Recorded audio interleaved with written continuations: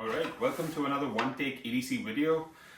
This is Kev, and I know it's been a long time since I put a video out, but I've been waiting on something special, no surprises. It is on the title of this video, so you know what it is.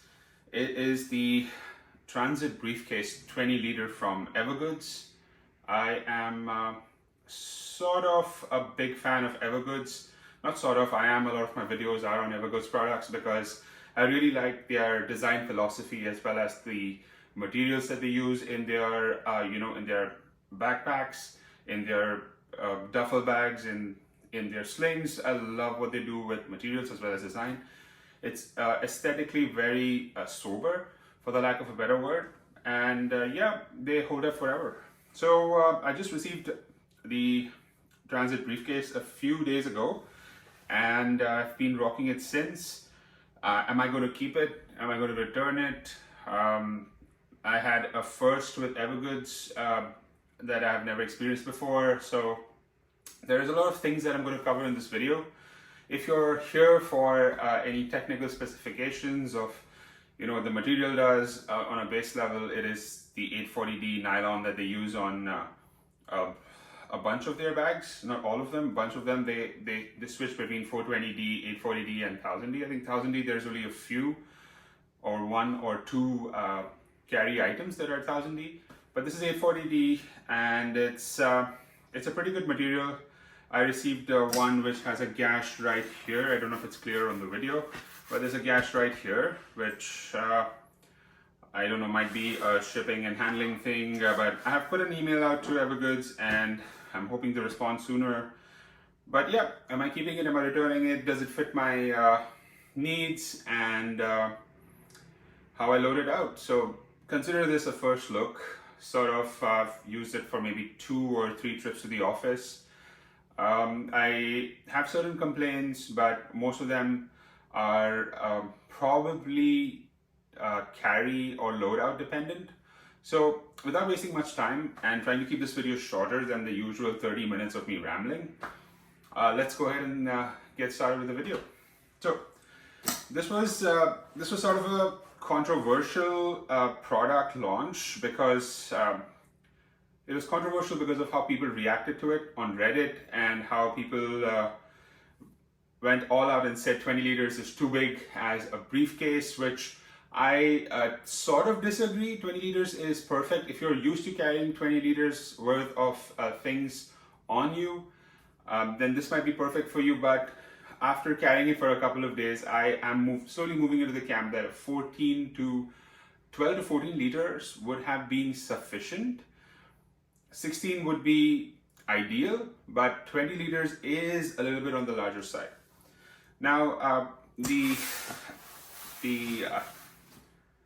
briefcase borrows a lot of its design ideologies from the Transit Duffel 35 liter, which I do own in Griffin.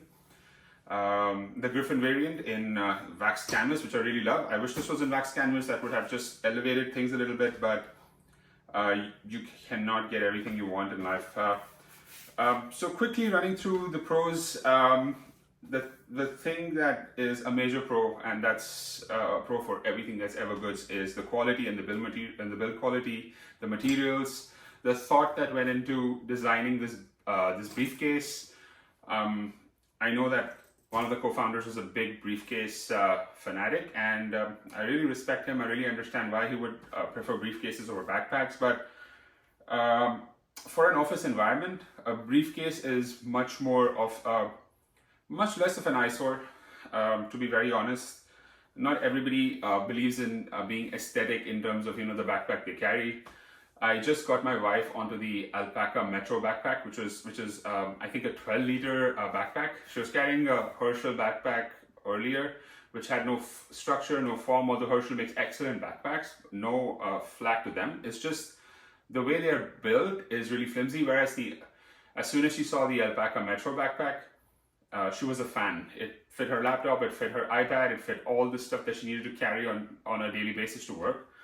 And yeah, so that's what I'm saying. And it's black. It's I think the material is I can't think of the material on top of my mind, but it's a pretty sturdy material. They have a rain guard around the zippers, a rain flap around the zippers, which is excellent because it rains intermittently in Vancouver, like whenever it has a mind of its own.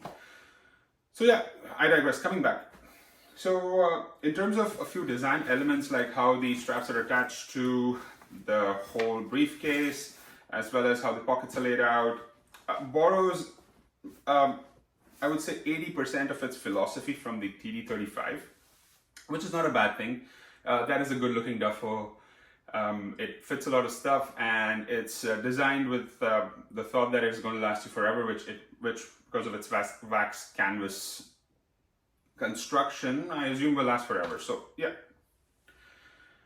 In terms of the sturdiness, it's got the usual Evergoods aluminium sort of a strip of aluminium here just to maintain the structure when you carry it by the handles. One of the most interesting and sought after things for me in a good briefcase is how the handles function, and in this design the handles function perfectly. The zippers, usual YKK high quality zippers, no complaints there. You have great zipper pulls that go with the entire aesthetic. It's black. You have the Evergoods logo, which is covered by this Carryology patch here, but it's a 2x2 patch. It has a zipper in the front, which also has a key loop attached to it, which I'll show you guys a bit later. If you turn it around, it's got another zipper in the back here. And the beauty about this zipper is that it has another zipper at the bottom that opens up, and then this entire pocket can act as a luggage pass-through. So that's one of the things that can be done with this bag. And yeah, it has got these side buckle slash sling joints that you could use to attach the sling to it. It has got a pretty decently sized strap with your usual loops here to manage the rest of the strap when you put it all the way in case you want to carry it cross body. So yeah, this is everything on the exterior. On the exterior, if I dislike anything, I think one thing that I was very sure about Evergoods products is that whenever I purchase something like this and I spend $229 US, and then in Canadian dollars, it's so when you spend a total of 350 to 400 Canadian dollars on something like this, you expect that the shipping and handling would be great, and it's no fault of Evergoods. Probably it was FedEx, or it was just logistics while they were packing. It was just a mess there for them. But I have a massive gash here, which seems to be from either a box cutter or something of that sort, which totally ruined the experience for me. I was hoping to have a clean aesthetic, but yeah, it doesn't take away from how this bag functions, unfortunately, or fortunately, but it's just an eyesore. I find those little details when I'm looking at the bag or I'm showing off the bag to somebody to stand out, and people usually notice the flaws and the imperfections in a perfectly perfect situation. And yeah, that's exactly what happened with me. It might look aesthetically great from the outside, but that one gash just is an eyesore. Moving on, it's got sufficient amount of cushioning. I think there are 3 layers of cushioning on the bottom side, and they have great cushioning in the front and the back. So anything valuable inside, your laptop, your iPads, your camera gear, anything of value, you could just put it in here, and for a fact that it's going to stay safe. In terms of how it looks on body, so this is the usual sort of attire that I wear to work.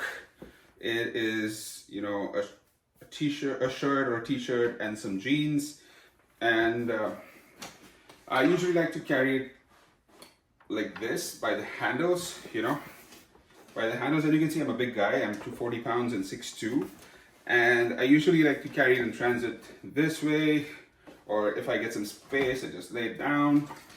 Unfortunately, no carabiners on this, because I know how everybody likes to put carabiners on everything that they own. I'm one of those people, but there's no carabiners on this one. I either hold it this way, or I also, not for too long, which is one of the cons that I'll explain, I like to carry it this way, you know, just on the side, and this is how it looks. And it doesn't have a lot of thickness. That's the beauty of it. It doesn't have a lot of thickness. What the complaint that I have about it is it's got a lot of, it's not even that dense, to be very honest. It's just that this strap combined with, you know, how wide it is really is kind of a questionable choice. Like I said, I'm slowly moving to the camp where I would want a smaller size just for it to like sit well on my body. Now, this is not exactly how people usually have carried it in all their ads. So I'm going to do a bit of how they have carried it in their ads. So they have usually carried it this way, which I feel is super impractical because the strap is on your chest here rather than on your shoulder. So maybe because I'm wider than the average human being. But yeah, this is not the way I would carry it. It's uncomfortable, but maybe it is the right way to carry it. I don't know. Now, in terms of you know, the inside and how much the inside fits, I'm very impressed by how much stuff you can load into something of this size. And I say that with, you know, absolute certainty that no matter what your carry looks like, you should be able to fit a bunch of your stuff in here. And just as an example, I have created a small loadout, stuff that you might have seen in my past videos, some stuff that's new. And yeah, I'm continuously looking for ways to, you know, improve my carry, reduce certain things that are redundant, or add things so that the redundancy exists in case I need something. But yeah, so great zippers, sort of less noisy than the other zippers that I'm used to, which I appreciate. Opens up just like the TD35, really wide. And yeah, so just gonna try to show you guys my loadout a little bit easier this way. So yeah, you can swing it around, hold it by one handle. It perfectly maintains its shape, gives you this wide opening here. And yeah, so for this entire setup, in terms of how I like to carry my things, I carry pretty simple, and I don't tend to load it out right to the brink here, so that, you know, I have everything on me. On a good day, it would have a t-shirt in here as well as a pair of shorts. But right now, those things are not a part of this because I just wanted to show you how it would be to carry it to a professional setting. And yeah, we're going to move to a top-down view so that I can show you what's inside, the amount of space, and yeah, probably show you my loadout as well. So, all right, welcome back. Now that I'm behind the camera, it's a better position to show you guys what's inside. And I don't like to load it out, you know, pretty full, for the simple reason that it gets pretty heavy. And considering that you're going to put it around one shoulder or wear it crossbody, it puts a lot of strain on that particular shoulder, and it gets uncomfortable for longer commutes. So on the top, I have a Cap 1. This is the Phoenix Egg. It has now transitioned into my my DOP kit / medicine pouch.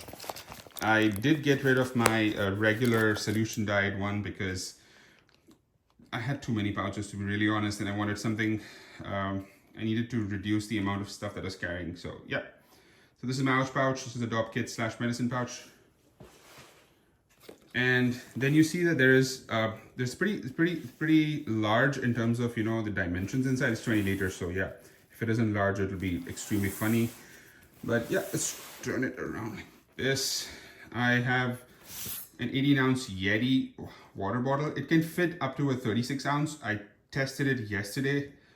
I don't have the 36-ounce on me right now, but it fits up to a 36 inch in there. Ounces in there, 36 inches, wow. 36 ounces in there, and yeah, it's perfect. I have a regular generic umbrella. This is also a must-have in the rains here in Vancouver. So yeah, nothing much to say about the umbrella though. Then I have my tech pouch. This is the EcoPack Cap 2 in all its glory. It has all my cables, a power bank, my magic mouse here, which people still question why I own. It's such a bad piece of tech. I have my SSD, and yeah, that fits right in there. So in place of this, I could put a transit, what's it? A transit packing cube inside there, and it would fit perfectly, and it would do nothing for the laptop compartment. On this side here, there's a zipper, an internal pocket for you to pack stuff out. I have my iPod Classic with the earpods, 3.5mm, and my EDC wallet, which is the Alpaca Pouch Pro. It lives right there. It's inside, nice and secure. I can just unzip, pull my wallet out, and then yeah. And on the other, so it's got two side pockets there, as you can see. The other one here, the other one's here, and I have the Cap 0.5 in there. This is my sunglass / pencil pouch.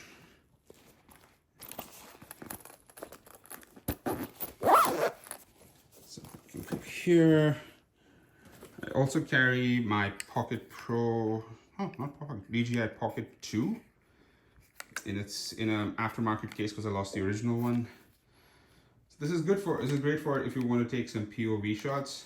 And yeah, it's been around for a while, so it's a little dinged up. The Pocket 3 is in mail, it's coming soon, but for now this would have to do.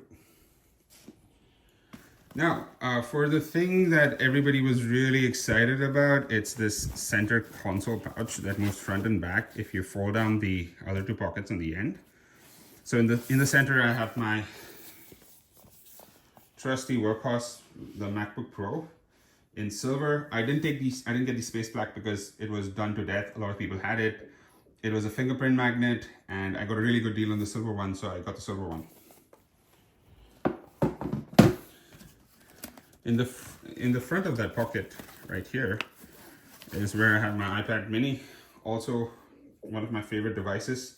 I'm really excited for the new one to come out, but until then, this should do well. And if and when the new one comes, I'm still going to hold on to this one because it's absolutely perfect until it actually dies out on me. So,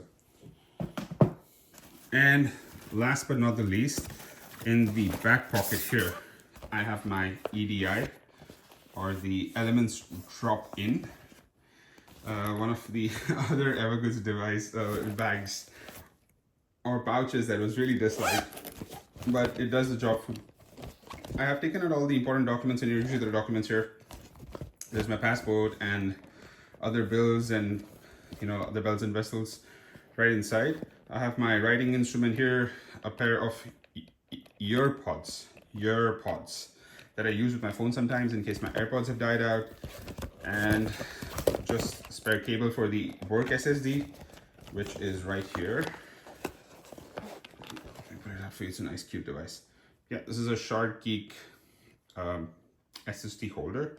It holds the smaller type SSDs that go into your Steam Deck or your Asus ROG Ally, but yeah, that lives there. And shut it off. And it lives in this side pocket here. So like I was saying, in case you want to push the center pocket right at the end, you can, and then you get a little bit more space, and that's how you would pack out the TPC, which is the packing cube. And it should work just fine.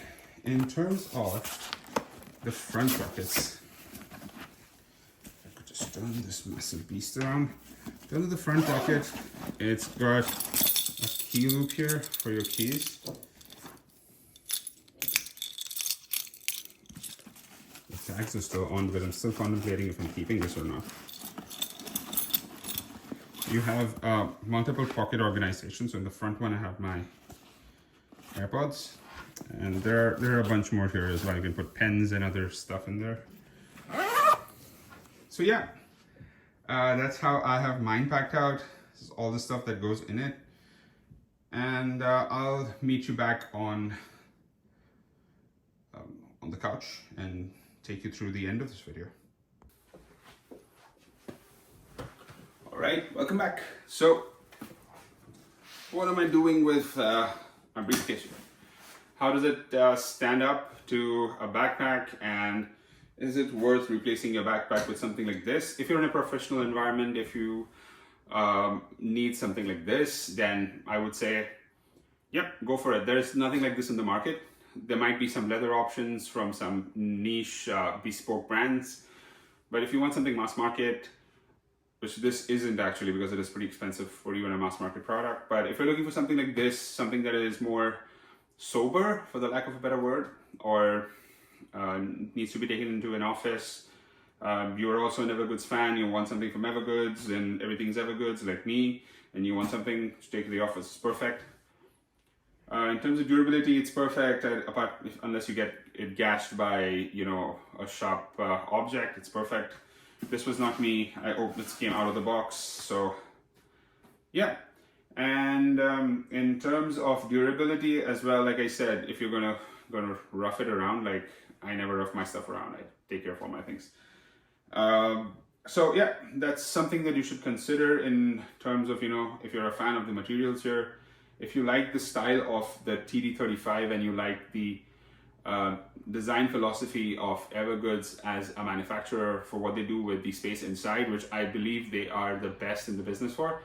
They really know how to manage space. They really know how to compartmentalize. They really know how to put a lot of thought in, collaborating their existing offerings with their new offerings. So everything that they offer currently fits in this bag in terms of accessories and in terms of pouches. So they really know how to be collaborative in that manner, because that's how they basically cross-sell and upsell you things that might go with your backpack or with your briefcase.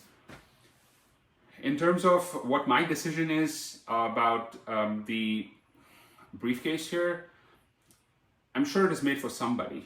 I'm sure it is made for the urban nomad. I'm sure it is made for somebody who wants all of these feature sets, this size, the discomfort of the strap, the idea of a 20-liter briefcase, but that person isn't me. And it's going to be really hard for me to say this, but even though I will not be getting any of my shipping money back, I will be paying a handling fee of $43, if you don't believe me. And I'll be doing all of that shenanigans in order to return this to Evergoods. And probably if they come out with something smaller, something more sensible for me, I would repurchase that, or I would just wait till November and get the CPL 16. I'm a huge CPL fan. I still have my CPL 24. I am in the process of letting go of my CTB 20, but that is also on the back burner now that I'm discontent with this one. I might probably keep my CTB 20. That could be the smaller, take to office kind of backpack, although I have blinged it out with all sorts of orange zipper pulls, and there is paracord on there that's bright orange. But yeah, they'll have to make do until I get my CPL 16 in November. So yeah, that's all for the video. If you guys like the video, I know this is sort of a very, how do I say it, very spread out review. Or a first look. There is nothing concise here, but for people who are on the fence, people who think this fits them, would get a better idea of how it loads out. And in case you like my videos, I know I'm still working on the quality here. We are working on getting a space where I'll be able to shoot better. Also trying to find out a mic situation that would be better than the mics that are from Sony. I'm probably going to get a DJI mic. I'm in the process of consolidating a lot of things. Maybe we will have a lot of better POV shots from the Pocket 3.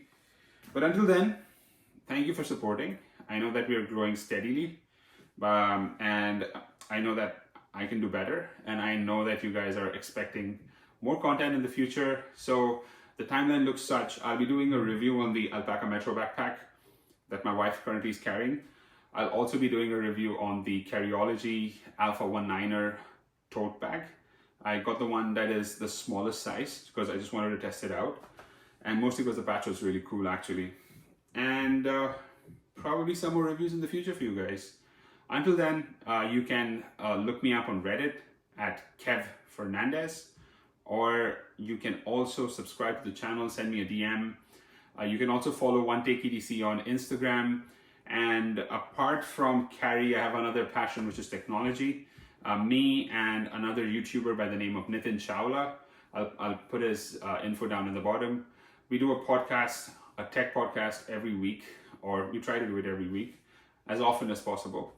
And we talk everything tech, and you get to hear the opinions of two of the most underrated YouTubers or underappreciated YouTubers on the internet. And I hope you can come and join us there as well. Thank you so much for watching the video, and I'll see you in the next one, guys. Peace out.